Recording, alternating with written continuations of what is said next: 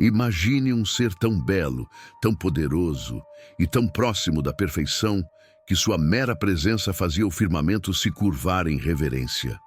Um ser cuja luz ofuscava as estrelas e cuja voz vibrava como harpas celestiais. Ele não era apenas um anjo, era o mais elevado de todos eles. Seu nome? Lúcifer, o portador da luz.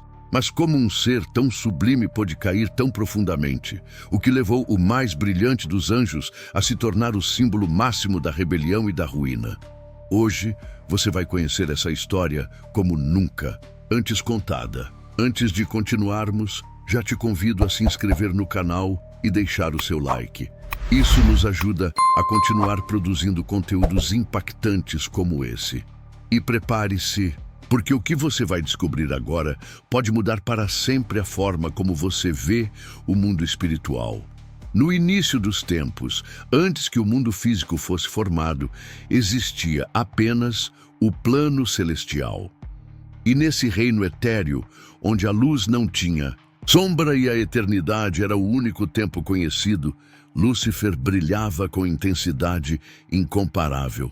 Ele não foi criado como um demônio, nem como um opositor de Deus. Pelo contrário, Lúcifer era a obra-prima do Criador. Ornado com pedras preciosas, adornado com sabedoria e beleza, ele caminhava entre os fogos sagrados do trono divino. Em Ezequiel, é dito que ele era o querubim ungido, colocado para proteger e que andava no Éden celestial. Sua posição era inigualável. Entre os anjos, ele era o regente da música, o guardião dos mistérios e o reflexo da glória divina. Suas asas se estendiam como véus de aurora sobre os céus, e quando ele entoava canções de adoração, todo o cosmos ressoava com harmonia. Ele não liderava por imposição, mas por admiração. Cada ser celestial via em Lúcifer uma extensão da própria majestade de Deus. Era impossível não se encantar com sua presença, mas foi exatamente essa glória deslumbrante que plantou a semente da tragédia. Com o tempo, Lúcifer começou a contemplar sua própria beleza. O reflexo que via não era mais o de um servo, mas o de um rei. Não bastava mais ser o primeiro entre os anjos. Ele desejava ser igual ao Altíssimo. E foi nesse desejo que sua luz começou a se corromper. O coração do anjo foi tomado por orgulho, e o orgulho, por sua vez, deu lugar à inveja, à rebelião e à queda. Você já parou para pensar em como o orgulho silenciosamente transforma até os mais puros? Continue comigo, porque a próxima parte dessa história revela detalhes sombrios do plano de Lúcifer para desafiar o próprio Deus. A rebelião não começou com um grito, mas com um sussurro. Sutil, calculado, Lúcifer passou a semear dúvidas entre os anjos. Questionava o motivo de um único ser, Deus, deter toda a autoridade. Apresentava-se como uma alternativa de liberdade, como alguém que compreendia os desejos não expressos dos demais. Não foi uma revolta aberta de imediato, mas uma conspiração intelectual, uma guerra silenciosa nas mentes e corações dos celestiais. Ele convenceu 1/3 dos anjos, milhões de seres, a se unirem a ele. Não foi com violência, mas com palavras sedutoras, promessas de autonomia e a falsa esperança de um novo reino onde não haveria imposição divina. E quando sua influência alcançou o ponto máximo, Lúcifer se ergueu com ousadia diante do trono celestial e declarou guerra. A batalha que se seguiu foi tão brutal quanto incompreensível. Céus antes serenos tornaram-se campos de confronto. Miguel, o arcanjo guerreiro, liderou os exércitos leais ao Criador. As espadas da justiça cortavam o firmamento, e o rugido dos anjos caídos ecoava como trovões. Não houve vitória gloriosa.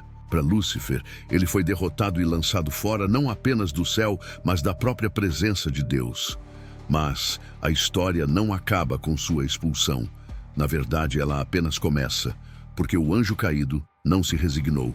Ele agora tinha um novo Propósito: corromper a criação que substituíra sua glória, a humanidade.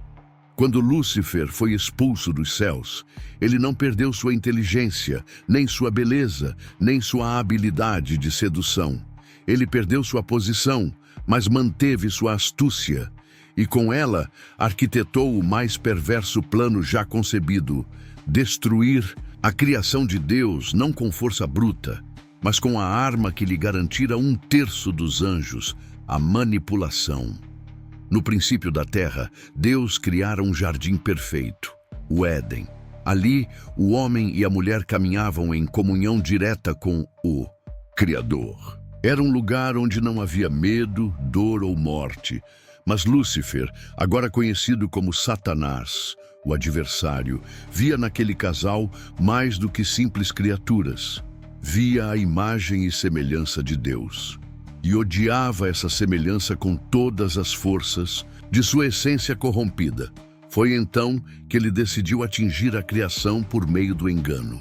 Tomando a forma da serpente, Lúcifer não atacou Eva com violência, mas com dúvida. Será mesmo que Deus disse? Essa simples pergunta plantou a incerteza. E ao prometer que, ao comerem do fruto proibido, seriam como Deus, conhecedores do bem e do mal, ele repetia a mesma ambição que destruíra sua própria existência. Não era apenas um fruto, era a isca perfeita para despertar no ser humano o mesmo desejo de divindade que o fizera cair. Eva comeu, Adão comeu, e o Éden silenciou. O pecado entrava no mundo, não com um estrondo, mas com um mastigar suave. E naquele momento, o plano de Lúcifer ganhava uma nova dimensão. Ele havia conseguido aquilo que queria: distanciar a criação do Criador. O mundo mudou. A morte passou a existir. A dor, o medo, o ódio e a culpa passaram a ser parte da herança humana. Mas mais do que isso, Lúcifer havia encontrado uma nova base de operações: a Terra. Um campo onde ele poderia reinar como príncipe deste mundo, manipulando sistemas, impérios e corações. Desde então, sua atuação tem sido constante, porém velada. Ele raramente se mostra de forma direta. Prefere a influência sutil, o controle psicológico, o domínio espiritual. Você já notou como as maiores mentiras se escondem atrás de verdades quase perfeitas? Continue comigo, porque estamos prestes a revelar como Lúcifer se infiltrou nos impérios, religiões e até na cultura moderna para manter seu domínio invisível sobre a humanidade. Com o passar dos séculos, sua influência moldou civilizações inteiras. Na Babilônia, nos rituais egípcios, nos sacrifícios de civilizações pré-colombianas, havia sempre um traço em comum: a adoração disfarçada ao mal. Deuses exigindo sangue, rituais onde crianças eram entregues em troca de prosperidade, símbolos de serpentes, estrelas invertidas e olhos vigilantes. Tudo isso era parte de uma teia espiritual complexa, onde o próprio Lúcifer recebia culto sob outros nomes: Baal, Moloque, Horus, entre tantos outros. Ele se tornou mestre em ocultar-se atrás da religião. Criou falsos profetas, ideologias e filosofias que exaltavam o ego humano, que negavam a existência do mal e que relativizavam o pecado. Em cada geração, Lúcifer se reinventava, mas seu objetivo sempre era o mesmo: separar o homem de Deus, distorcer a verdade, substituir a luz pela aparência de luz. A vinda de Jesus Cristo representou um novo confronto direto entre o céu e o inferno, e foi por isso que, mesmo no deserto, Lúcifer apareceu para tentar o próprio Filho de Deus. Ele ofereceu poder, glória e domínios, mas Jesus resistiu. Ali, no silêncio do deserto, o anjo caído foi exposto. Sua máscara caiu, e mesmo derrotado, ele não desistiu. Desde então, Satanás tem intensificado seus esforços. Não mais apenas em altares pagãos, mas agora em sistemas de poder, mídias, instituições, governos. Ele atua nas sombras, mas está presente nas decisões que moldam o destino de bilhões.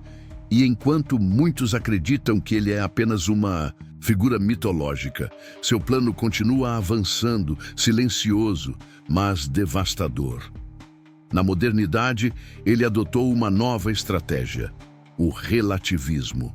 A ideia de que não existe verdade absoluta, de que tudo é válido, tudo é aceitável.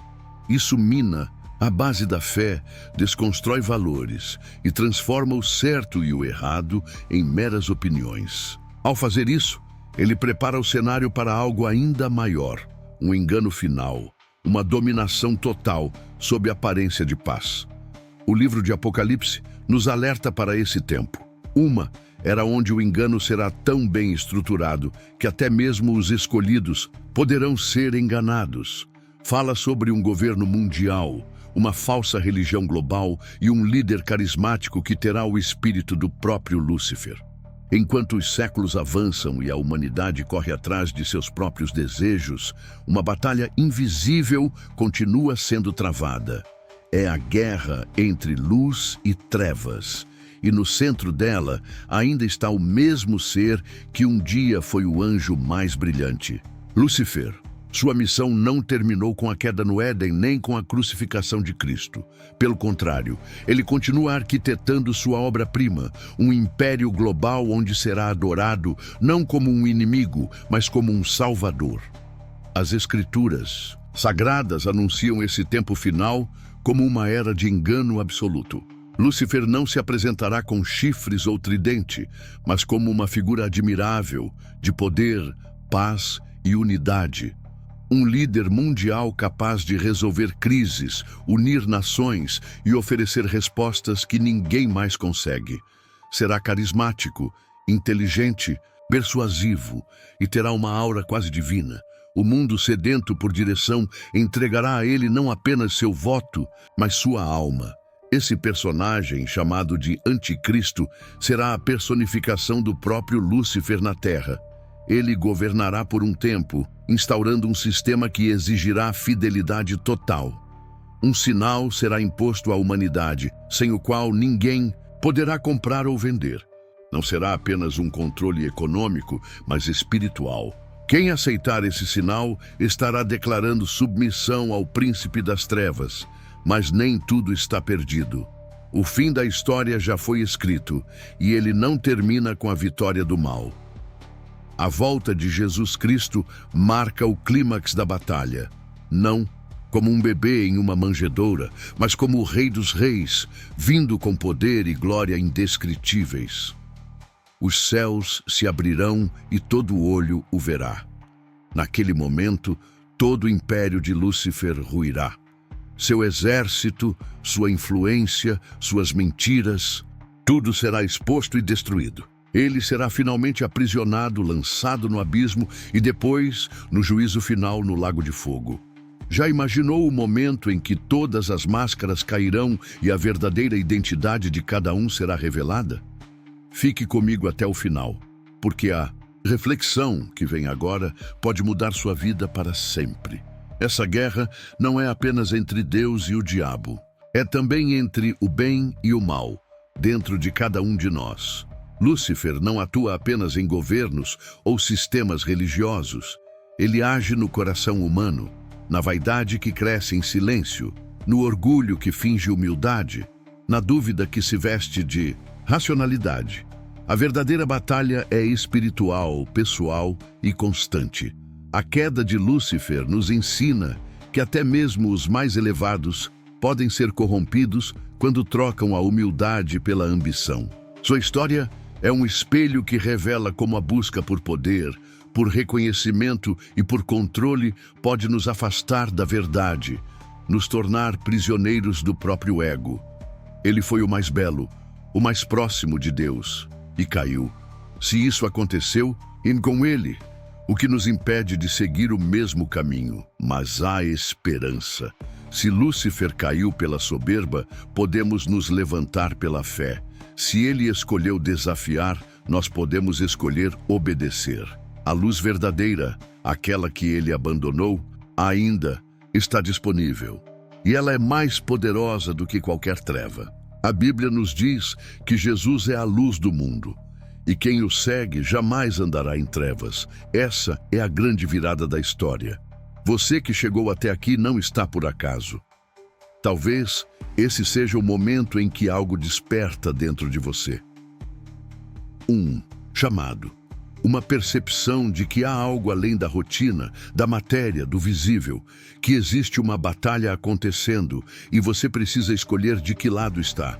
A história de Lúcifer não é apenas sobre queda, é um alerta, uma convocação, um convite para que sejamos vigilantes, firmes e conscientes do que está em jogo.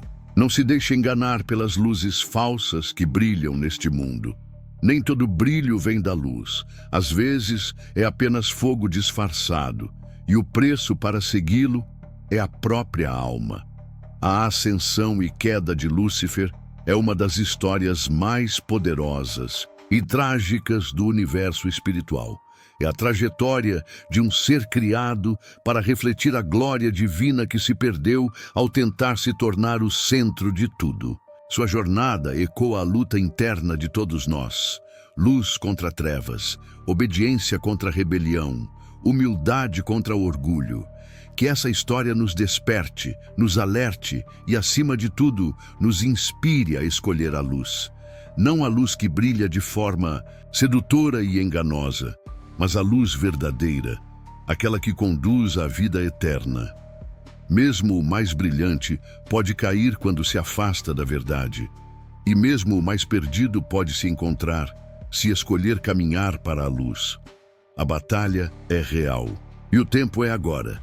Se essa história te tocou de alguma forma, não guarde isso só para você. Compartilhe, reflita, questione. Que essa narrativa seja um ponto de partida para a sua jornada de descobertas espirituais. Porque há muito mais para ser revelado e você não vai querer perder. Obrigado por assistir esse vídeo. Pedimos que se inscreva em nosso canal e curta esse vídeo. Ative também o sininho das notificações para ser avisado sobre nossas postagens. Até o próximo vídeo.